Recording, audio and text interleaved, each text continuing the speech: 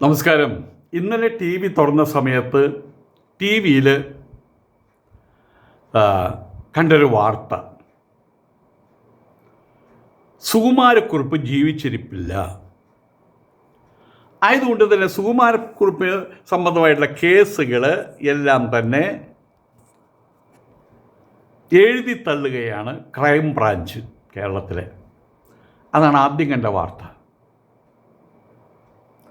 അതിന് ചില സത്യസന്ധതകളുണ്ട്. കാര്യം ഇപ്പം അദ്ദേഹത്തിൻ്റെ പ്രായവും കാര്യങ്ങളും ഈ അലച്ചിലും എന്നിത്യാദി കാര്യങ്ങൾ വെച്ച് നോക്കുമ്പോൾ അദ്ദേഹം ജീവിച്ച് ഇരിക്കാതിരിക്കാനാണ് ഏറ്റവും കൂടുതൽ സാധ്യത, 99%. അതുകൊണ്ടാണ് ക്രൈം ബ്രാഞ്ച് ആ ഫയല് തൽക്കാലം അല്ലെങ്കിൽ എന്നേക്കായിട്ട് ക്ലോസ് ചെയ്തത്.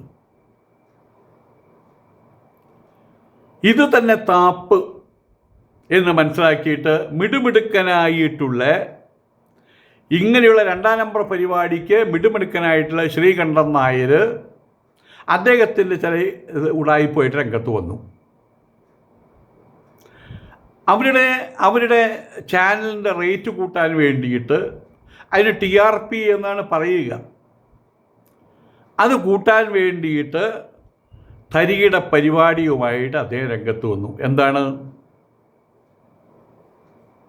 സുകുമാരക്കുറുപ്പ് ജീവിച്ചിരിപ്പുണ്ട് എന്ന്.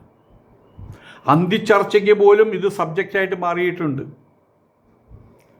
മോൻസൺ മാവുങ്കലിൻ്റെ കയ്യിലുള്ള ചെമ്പോല കാട്ടിയിട്ട്, എപ്പോഴും എവിടെ വെച്ചോ എഴുതിയുണ്ടാക്കിയ ചെമ്പോല കാട്ടിയിട്ട് ശബരിമലയിൽ നിലനിൽക്കുന്ന ആചാരങ്ങൾക്ക് വിരുദ്ധമായിട്ടുള്ള എഴുത്താണ് അതിനകത്തുള്ളത്. അത് കാണിച്ച് ശബരിമലയുടെ ഇന്നത്തെ രീതികളൊക്കെ തകർക്കാൻ ശ്രമിച്ച വൃത്തികെട്ട മാധ്യമ പ്രവർത്തനം നടത്തിയവരാണ് ഈ കൂട്ടം ആളുകൾ.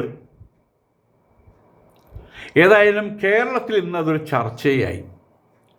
എല്ലാ TV ചാനലും കാണുന്നത് സുകുമാരക്കുറുപ്പിൻ്റെ ഫോട്ടോസ്, അപ്പോൾ ഈ സുകുമാരക്കുറുപ്പിൻ്റെ ചരിത്രങ്ങൾ.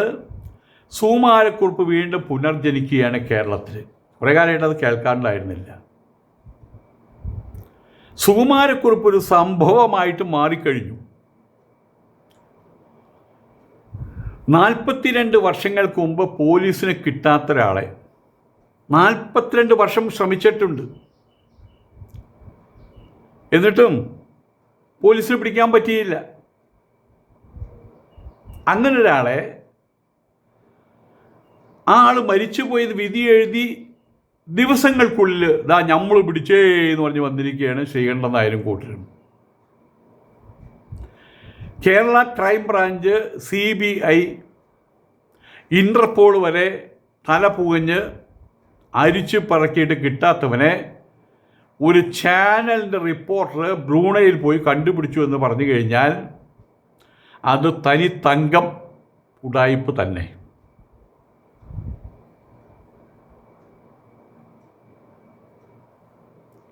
കേസ് ക്ലോസ് ചെയ്യാൻ നോക്കിയ സമയത്ത് തന്നെ ഈ വാർത്ത വന്നത്.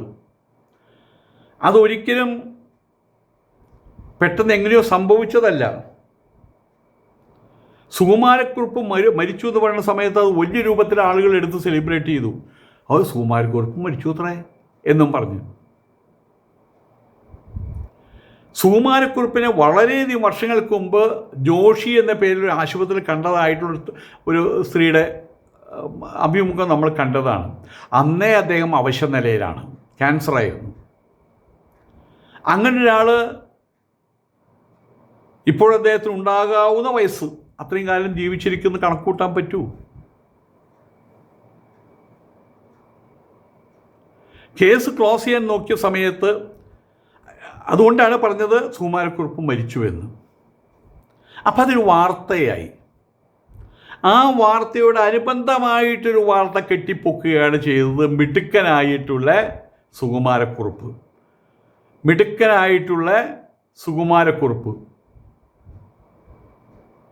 മിടുക്കനായിട്ടുള്ള ശ്രീകണ്ഠൻ നായർ, അദ്ദേഹത്തിന് ചാനലിൻ്റെ TRP കൂട്ടാനുള്ള ഒരു തക്കട തരികിട പരിപാടി.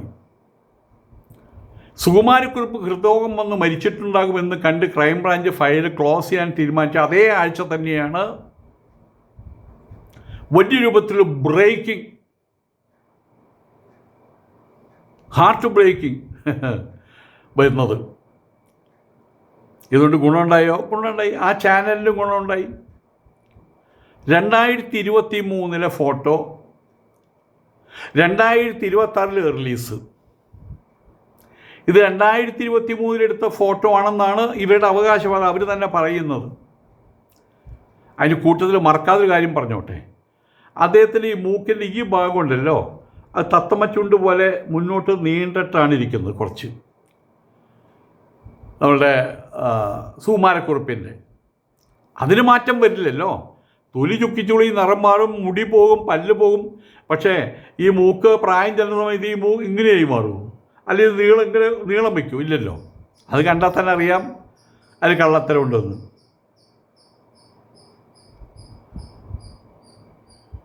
മൂന്ന് കൊല്ലം ഈ ഫോട്ടോ കിട്ടിയിട്ട് ആ ആൾ ഇന്ന സ്ഥലത്തുണ്ട് എന്ന് അറിഞ്ഞിട്ട് ഇവർ പറയുന്ന പ്രകാരം ബ്രൂണയിലുണ്ട്, അവിടെ ഒരു കാറ്ററിംഗ് ബിസിനസ് നടത്തുകയാണ്. 3 കൊല്ലം മുമ്പ് ഇതറിഞ്ഞിട്ട് അവരെന്താ അത് പൂഴ്ത്തി വെച്ചത്? സമയം വരുമ്പോഴത്ത് പൊട്ടിക്കാൻ. നമ്മൾ വീടിനകത്തൊക്കെ ഇടവപ്പാതി അല്ല മറ്റേ കർക്കിടക മാസം വരുമ്പോൾ, പഞ്ഞമാസം വരുമ്പോൾ എടുത്ത് ഉപയോഗിക്കാൻ വേണ്ടി കാച്ചിലും കീച്ചിലും ഒക്കെയും അടുപ്പിൻ്റെ മേലെ കെട്ടി തൂക്കും, കേട് വരാതിരിക്കാൻ വേണ്ടിയിട്ട്. വിറകൊന്നും കിട്ടാത്ത സ്ഥലത്ത് തെങ്ങിൻ്റെ ഓല അവിടെ കെട്ടിപ്പോയി വയ്ക്കും. വിറകൊന്നും അതിലേക്ക് നനഞ്ഞു പോയിരിക്കുകയാണല്ലോ, ആവശ്യം വരുമ്പോൾ ഉപയോഗിക്കാൻ. അതുവരെ അവിടെ കെട്ടി തൂക്കിയിട്ടുണ്ടായിരിക്കും. ഇതുപോലെ 3 വർഷം മുമ്പ് ഈ സംഭവം അറിഞ്ഞെന്നും അന്ന് ഫോട്ടോ കിട്ടിയെന്നും അദ്ദേഹത്തെ ബന്ധപ്പെട്ട ആൾക്കാർ സംസാരിച്ചെന്നും എല്ലാം പറഞ്ഞിട്ടും മിണ്ടാണ്ടിരിക്കുകയായിരുന്നു. ആരും അറിയിച്ചിട്ടുമില്ല, ആരോടും മിണ്ടിയിട്ടുമില്ല എന്നൊക്കെ നമ്മൾ വിശ്വസിക്കണമെന്നാണ് പറയണത്. ഇലക്ഷനൊക്കെ കഴിഞ്ഞു. ഇപ്പോൾ വാർത്തകൾക്ക് ദാരിദ്ര്യം വന്നു, ന്യൂസ് സ്റ്റാർവേഷൻ വന്നു. അപ്പോൾ ഈ സാധനം എടുത്ത് പൊക്കിയെന്നർത്ഥം. പട്ടിണിയാകാതിരിക്കാൻ വേണ്ടിയിട്ട് പഴയ സാധന സാമഗ്രികൾ കാച്ചിലും കീച്ചിലും കെട്ടി തൂക്കിയതൊക്കെ എടുത്തു എന്ന് പറയുന്ന പോലെ അപ്പോൾ ഇതെടുത്തിട്ടു. ബോൺസൺ മാവുങ്ങളുടെ ചെമ്പോല, അത് മറക്കാൻ കഴിയുന്നൊരു കാര്യമല്ല. ഇതേ 24 മോൺസൻ്റെ ചെമ്പോല കാണിച്ച് ശബരിമലയിൽ സ്വർണം പൊതിഞ്ഞു എന്ന് പറഞ്ഞ് വിശ്വാസികളെ പറ്റിച്ചത്. ആ ചെമ്പോല തന്നെ വ്യാജമായ മറ്റൊരു ചെമ്പോലയാണോ ഈ മറ്റേ കുറുപ്പ് ചെമ്പോല, ബ്രൂണെ ചെമ്പോല? ബ്രൂണെ കേരളത്തിൻ്റെ തൊട്ടടുത്ത് കിടക്കുന്ന ഒരു സ്ഥലമൊന്നുമല്ല കേട്ടോ. കർണാടകം അല്ലെങ്കിൽ തമിഴ്നാടോ ഒന്നുമല്ല. അവിടെ ജനസംഖ്യ വളരെ കുറവാണ്. ലോകത്തിലെ ഏറ്റവും കർശനമായിട്ടുള്ള ഇസ്ലാമിക രാജ്യമാണ് ബ്രൂണൈ. അവിടെ ഒരാൾ വലിയൊരു കൊലപാതകം നടത്തി, അതും അസാധാരണമായിട്ടുള്ള കൊലപാതകം നടത്തി, സ്വാർത്ഥ താല്പര്യത്തിന് വേണ്ടി നിരപരാധിയായിട്ടൊരാളെ കൊന്ന്, അങ്ങനെ ഒരാൾ 25 വർഷം വ്യാജനായിട്ട് വ്യാജ ഐഡിയും പാസ്വേർഡും ഉപയോഗിച്ച് അവിടെ ജീവിക്കുന്നു എന്ന് പറഞ്ഞാൽ എങ്ങനെയാണ് അത് വിശ്വസിക്കാൻ കഴിയുക? ഏതായാലും ഈ സംഭവം അയാൾ അറിഞ്ഞിട്ടുണ്ടെങ്കിൽ അയാളുടെ ഭാര്യയും മക്കളുമായിട്ട് കൂടി വന്നിരുന്ന്, ഞാൻ കേരളത്തിലൊരു സെലിബ്രിറ്റി ആയി പോയി മോളെ എന്ന് പറഞ്ഞ് ചിരിക്കുന്നില്ല ഓടിയിരുന്നിട്ട്.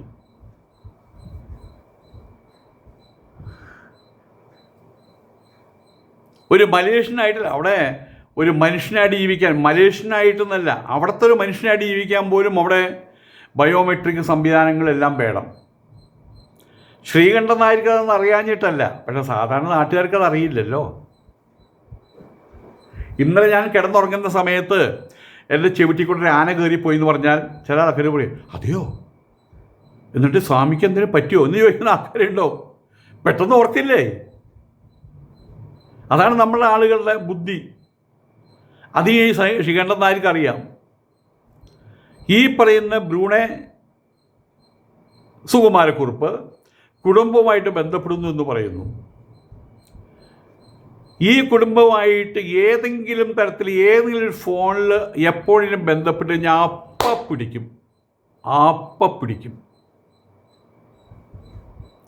അത്രയും വലിയ സംവിധാനങ്ങളാണുള്ളത്. എനിക്കെതിരെ ഒരു കേസ് വന്ന സമയത്ത് എത്രയോ കിലോമീറ്റർ താണ്ടിയിട്ട് ഞാൻ അവിടെ വെച്ച് എങ്ങനെയാണ് ഞാൻ എൻ്റെ താമസസ്ഥലം അറിഞ്ഞത്? അതൊക്കെ ഞങ്ങൾ അറിയും സ്വാമിജി. നമ്മളൊരു നൊമാഡിക്കായിട്ട്, ഒരു പ്രാകൃതനായിട്ട്, 2 നൂറ്റാണ്ട് മുമ്പ് ജീവിക്കുന്ന ഒരാളായിട്ട് എവിടെയെങ്കിലും പോയിട്ട് കാട്ടിൽ പോയി ജീവിച്ചാൽ ചിലപ്പോൾ പിടിച്ചൊന്നും വരില്ല. ഇപ്പോൾ ഈ നെറ്റിൻ്റെ കാലഘട്ടത്തിൽ നമ്മൾ എവിടെ ഇരുന്നാലും കാര്യമൊന്നുമില്ല, പിടിക്കും. അപ്പോൾ അവിടേക്ക് ഇങ്ങനെ ഭാര്യയ്ക്കും മക്കൾക്കും ഫോൺ ചെയ്യാറുണ്ടായിരുന്നു എന്ന് പറയുന്നത് അത് കല്ല് വെച്ച നുണയല്ലേ വാസ്തവത്തിൽ? കുടുംബമായിട്ട് കുറിപ്പ് ഒറ്റ പ്രാവശ്യം സംസാരിച്ചാൽ മതി, കുറിപ്പിനെ അടുത്ത 12 മണിക്കൂറിനകത്ത് പിടിച്ചിരിക്കും. അതിനുള്ള യന്ത്രങ്ങൾ ഇപ്പോൾ കയ്യിലുണ്ട്, അതിനുള്ള ശാസ്ത്രീയ വികാസം വന്നിട്ടുണ്ട്. ഏതായാലും ഒരു ശാസ്ത്രീയ തെളിവും ഈ ചാനൽ പോലീസിന് കൊടുക്കുന്നില്ല. ഏതായാലും ഫോട്ടോയിൽ AI കയ്യൊപ്പുണ്ടോ? ഈ പോസ്റ്റർ ഒന്ന് സൂം ചെയ്ത് നോക്കൂ. കണ്ണിനും ചെവിക്കും ചുറ്റും AI ജനറേറ്റർ ഫോട്ടോകളിൽ കാണുന്ന പോലെ ഒരു മങ്ങൽ കാണാൻ പറ്റും. എന്തായാലും ആവട്ടെ, അങ്ങനെ ഒരു എനിബഡി ക്യാൻ ഡൗട്ട് എനിവൺ, അങ്ങനെ ഒരു സിസ്റ്റം ഉണ്ടല്ലോ. ശരി, സംശയിച്ചു, ഇനി പറയാൻ വലിയ ബുദ്ധിമുട്ടൊന്നുമില്ലല്ലോ. എനിക്കോ നിങ്ങൾക്കോ ബ്രൂണയിൽ പോകാൻ പറ്റില്ല. പോലീസ് സംവിധാനം അതല്ലല്ലോ, ഇൻ്റർപോൾ സംവിധാനം അതല്ലല്ലോ. അവർ കണ്ടുപിടിക്കട്ടെ. ശബരിമലയെ തകർത്ത അതേ മോഡൽ തന്നെ ശബരിമല ആചാരത്തെ തകർക്കാൻ വ്യാജ വാർത്ത. ഇന്ന് കേരള പോലീസിനെ പരിഹസിക്കാൻ വ്യാജ കുറിപ്പ്, വ്യാജ സുകുമാരക്കുറിപ്പ്. അപ്പോൾ ഇതിന് എന്താ വരുന്നത്? പോലീസുകാർ കുറേ ഇളിഭ്യന്മാർ. ഞങ്ങളോ 24 ചാനലിലോ അങ്ങനെയല്ലേ വരുന്നത്? പോലീസിനെ പരിഹസിക്കുകയല്ലേ ചെയ്യുന്നത്? പോലീസിൻ്റെ മുഖത്തേക്ക് ചെളി വാരി എറിയല്ലേ ചെയ്യുന്നത്? ഇവരെ സംബന്ധിച്ചിടത്തോളം ഇവർക്ക് സുകുമാരക്കുറിപ്പിനെ കണ്ടെത്തുകയോ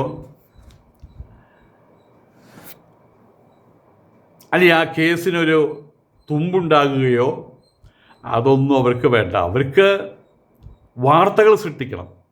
എവിടെ ഒരു ബസ് അപകടം ഉണ്ടായി കഴിഞ്ഞാൽ അവർ പറയും ബസ് അപകടം, കുറേ ആൾക്കാരെ കാണാനില്ല, വലിയ അപകടമാണ്, ചെന്നൊന്ന് അങ്ങോട്ടും ഇങ്ങോട്ടും മുട്ടിയാൽ അതിനെ വലിയ അപകടമാക്കി മാറ്റും. അതെങ്ങനെ? ചാനലുകൾ മത്സരിക്കും. ഇവർ പറയും 2 പേര് മരിച്ചു എന്ന്, മറ്റൊരു പറയും 5 പേര് മരിച്ചു എന്ന്. ജനങ്ങൾക്കിപ്പോൾ കാര്യങ്ങൾ അറിയാം, എങ്കിലും ജനങ്ങൾക്കതൊരു രസം. അപ്പോൾ അവർക്ക് വേണ്ടി വിവാദങ്ങളാണ് എന്ന് സാരം. അവിടെ ചർച്ചയ്ക്ക് പോകുന്ന ആളുകളോട് പറയൂ അത്രേ, സാറേ നമ്മുടെ മറ്റേ കാര്യമുണ്ടല്ലോ അതൊന്ന് വെച്ച് കിച്ചുകൊള്ളൂട്ടോ, കുറച്ച് രൂക്ഷമായിട്ട് തന്നെ. കഴിഞ്ഞ പ്രാവശ്യം നിങ്ങൾ ആ രൂക്ഷത കണ്ടില്ലല്ലോ, അവിടെ പോടാന്നുള്ള വിളികളൊക്കെ നടത്തിക്കോ. അപ്പോൾ ഞങ്ങൾ ഇടപെടും കേട്ടോ. അപ്പോൾ നാട്ടുകാരെന്താ വിചാരിക്കുക? ഭയങ്കര ചർച്ചയായിരുന്നു. അയാളുടെ തലയിൽ ഇയാൾ ബോംബ് പൊട്ടിച്ചു, ഇയാളെ വറുത്തു, ഇയാളെ ഫ്രൈ ചെയ്തു. ഇതൊക്കെ നേരത്തെ പറഞ്ഞുറപ്പിക്കുന്ന കുറേ കാര്യങ്ങളാണ്. അതൊക്കെ ഡ്രാമ, വിവാദം പോലും ഡ്രാമയാണ് അവരുണ്ടാക്കുന്ന വിവാദങ്ങൾ. സത്യം പറഞ്ഞാൽ പോസ്റ്റ് 24 ഇറക്കി, അതിൽ സംശയമൊന്നുമില്ല. പക്ഷെ അതിലെ ആൾ കുറിപ്പ് തന്നെയാണോ എന്ന് ഇൻ്റർപോൾ പറയുന്നത് വരെ ഇത് വെറും TRP സ്റ്റണ്ട് മാത്രമാണ്, റേറ്റിംഗ് കൂട്ടാനുള്ള സ്റ്റണ്ട് മാത്രമാണ്. വ്യക്തിപരമായിട്ട് എൻ്റെ ഉള്ള ബുദ്ധി വെച്ച്, അഥവാ ഇല്ലാത്ത ബുദ്ധി വെച്ച് എനിക്ക് മനസ്സിലാക്കാൻ കഴിയുന്നത് ആ മനുഷ്യൻ ഈ ലോകത്തിലില്ല. സുകുമാരക്കുറിപ്പിൻ്റെ വേഷം ചെയ്ത ദുൽഖർ സൽമാനുണ്ട്. സുകുമാരക്കുറിപ്പ് ഉണ്ടാവാനുള്ള സാധ്യത 99.999%. No, nothing. ഇത് വെറും TRP കളി തന്നെ ശ്രീകണ്ഠൻ നായരുടെ. നമസ്കാരം.